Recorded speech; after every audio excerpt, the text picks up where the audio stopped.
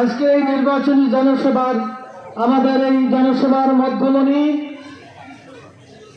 10 দলীয় ঐক্যের সমর্থিত বাংলাদেশ জামাত ইসলামীর মনোনীত এমপি প্রার্থী ঢাকা 2-এর ওই এলাকার গণমানুষের নেতা সাবেক সেনা কর্মকর্তা কর্নেল মোহাম্মদ আব্দুল হক, সম্মানিত সভাপতি নেতৃবৃন্দ, এই এলাকার গণ্যমান্য ব্যক্তিবর্গ, ভাই এবং বন্ধুগণ, কথা অনেক হয়েছে। আগামী 12 তারিখ বাংলাদেশ পরিবর্তনের নির্বাচন।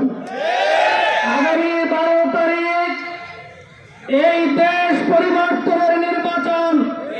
আগামী 12 তারিখের নির্বাচন ইনসাফপূর্ণ বাংলাদেশ তৈরির নির্বাচন।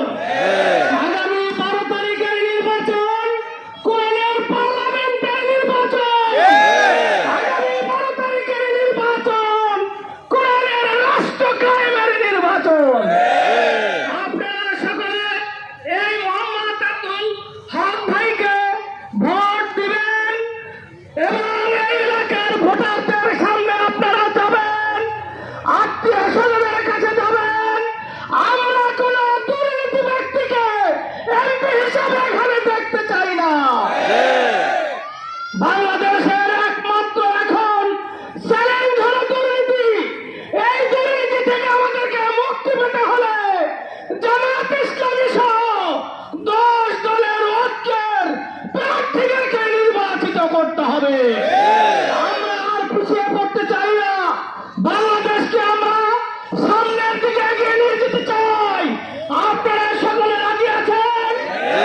আগামী 12 তারিখের নির্বাচন ভোট দিবেন এবং কেন্দ্র পাহারা দিবেন। আপনাদের ভোটের ফলাফল ঘরে নিয়ে তারপরে আমরা এই কেন্দ্র থেকে ঘরে ফিরে যাব ইনশাআল্লাহ। আজকের এই আয়োজনের জন্য যারা আয়োজন করেছেন এবং আমাদের প্রার্থী এবং যারা উপস্থিত হয়েছেন সকলকে ধন্যবাদ এবং মোবারকবাদ জানিয়ে আমি আমার বক্তব্য শেষ করছি।